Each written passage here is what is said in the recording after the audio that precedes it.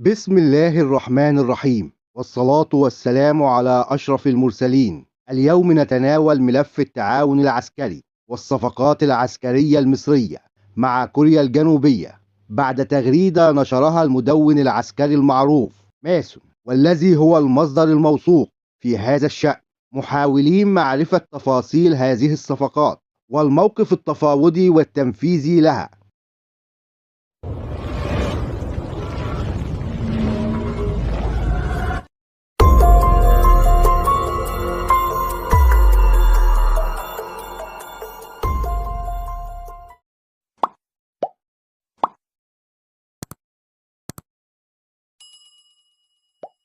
حملت التغريدة التالي: غالبا ما تنسى الشعوب مدى قرب دول الشرق الأوسط مع كوريا الجنوبية، تماما كما نشرت في السابق. فمصر وإسرائيل والإمارات والسعودية شركاء رئيسيون مع كوريا الجنوبية في مجالات الدفاع، وقد بدأ هذا التعاون من منتصف وقت الحرب الباردة، ومعظم صفقات الأسلحة بين هذه الدول وكوريا الجنوبية يتم التعامل معها وبشكل أساسي على أنها صفقات سرية، خصوصا في البداية، مثل تصدير نظام المدفعية الصاروخية بعيدة المدى الكي 239 وصواريخه إلى الإمارات والسعودية. وقتها صمتت كوريا الجنوبية عن إعلان هذه الصفقات في البداية من جانبها. كذلك تغلب صاروخ كوريا الكي تي اس اس ام على صاروخ نوريانكو كانج دراجون 300 الصيني في اختبار أجري في دولة غير معروفة بالشرق الأوسط، وهي على الأرجح السعودية. كذلك تم تصدير نسخة محسنة من نظام الدفاع الجوي ام سام 2 إلى الإمارات، وحاليا وصل التفاوض مع السعودية إلى مرحلة نهائية بخصوص النظام مع الطائرات بدون طيار ومشروع المقاتلة المستقبلية، وهذا بخلاف الحديث عن انضمام الإمارات إلى برنامج المقاتلة KF 21 والذي تم إسكاته حاليا حفاظا على الأمن والسرية. وهنا نجد أن المدون الكوري تحدث عن السعودية والإمارات بينما أغفل ذكر أي تفاصيل عن مصر وإسرائيل، وهي الدول الأربع التي وصفها بالشركاء في الشرق الأوسط. وبالطبع إسرائيل تذهب إلى الجحيم، أما مصر فدعونا نطالع معا ملف الصفقات العسكرية مع كوريا الجنوبية. كانت نقطة الانطلاق إهداء كوريا الجنوبية البحرية المصرية كورفيت شباب مصر رقم 1000 من فئة بوهانج في العام 2017 كبداية لمرحلة مخططة بأن تشهد مزيد من التعاون بين البلدين.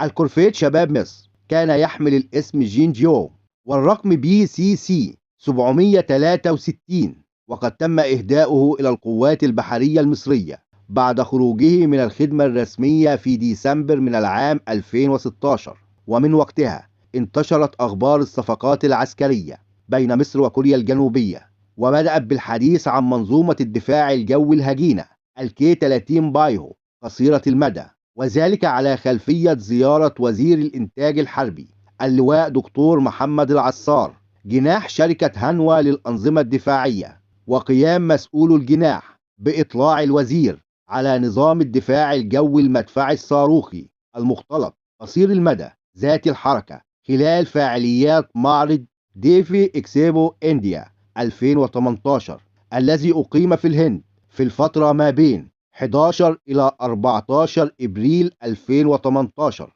أيضا جريدة الدستور تحدثت عن صفقة تصنيع عسكري وتعاقد مصري فعلي على نظام الدفاع الجوي الكوري الجنوبي كي ام سام مع نقل للتقنيات وتصنيع صواريخ النظام محليا، وقالت أن العقد وقع في العام 2016. كما أشارت إلى زيارة القائد العام للقوات المسلحة وزير الدفاع والإنتاج الحربي وقتها الفريق أول صدقي صبحي كوريا الجنوبية في شهر سبتمبر من العام 2017 لبحث ملفات على صعيد التعاون العسكري والأمني بين البلدين. وقتها عقد الفريق أول صدقي صبحي والوفد المرافق له اجتماع مع مسؤولي شركة ليج نيكس وان، وهي إحدى أبرز الشركات الرائدة في مجالات الصناعات الدفاعية بدولة كوريا الجنوبية، وهي الشركة المنتجة لصواريخ النظام كي ام سام.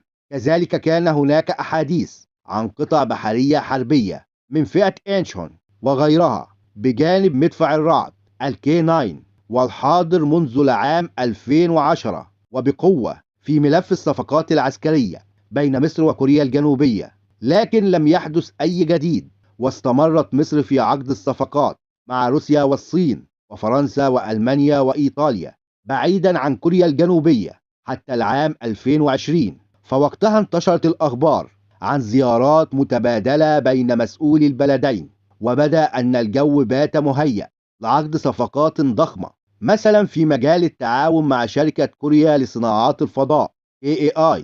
تحدثوا عن أن مصر مهتمة بنسخة متطورة من الطائرة KA-1 للتدريب الابتدائي، كذلك مشروع مقاتلة الK-21 والتصنيع المشترك لطائرات التدريب المتقدم والقتال الخفيف FA-50 جولدن إيجل. أيضا كان هناك صفقات أخرى حاضرة مثل مدفع الهاوتزر ذات الحركة الK-9 مع ترخيص إنتاج محلي، الأمر نفسه مع دبابة القتال الرئيسية الK-2 بلاك بانثر بعد زيارة اللواء محمد مرسي وزير الإنتاج الحربي المصري وقتها في شهر أكتوبر من العام 2021 شركات هيونداي وهانوا، وتفقده مدفع الهاوتزر ذات الحركة الK-9 ودبابة القتال الرئيسية الK-2 بلاك بانثر. كذلك كان هناك الحديث عن اهتمام مصر بغواصات الديزل من إنتاج شركة هيونداي، وعن استثمارات من شركة سامسونج في إنشاء ترسانة بحرية لبناء القطع العسكرية والمدنية من مختلف الإزاحات، وغير هذا العديد من الصفقات والأسلحة التي تناولتها المصادر. لكن مع بداية العام 2022 انقشع الدخان عن صفقة وحيدة تمت على مدفع الرعد، مسببة للكثيرين حالة من الإحباط زادت مع انقطاع الأخبار عن باقي الصفقات، خصوصا صفقات الدبابات والمقاتلات. وهنا أحب التأكيد على أن ما يظهر من جبل الجليد حاليا هو قمته فقط، كما أشار إلى ذلك المدون العسكري الكوري الجنوبي في تغريدته. فحاليا شركة KHNP الكورية الجنوبية للطاقة المائية والنووية تشارك بالفعل كمقاول من الباطن في أعمال البناء الثانوية بمشروع محطة الضبعة للطاقة النووية. كذلك عقد تصنيع مدفع الرعد يسير بمعدل أسرع من المخطط والمعلن وقت إتمام التعاقد، وقد رأينا بأنفسنا المدفع داخل الخدمة الفعلية بالفرقة الرابعة المدرعة. أيضا الخطوات الجادة في مشروع نقل تقنيات تصنيع طائرات FA-50 بالتعاون مع الهيئة العربية للتصنيع واضحة للجميع.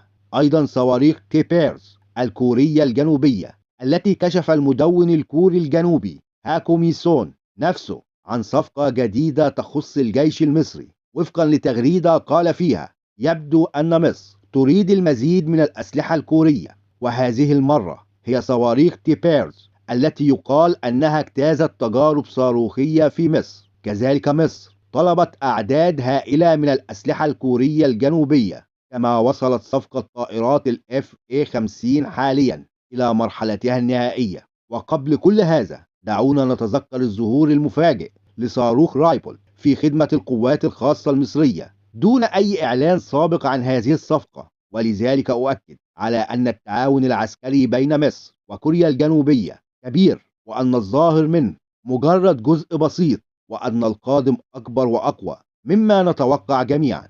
بهذا نكون قد بلغنا نهاية الحلقة، مع تحية خاصة لكل متابعين وداعمين قناة الساحات العسكرية.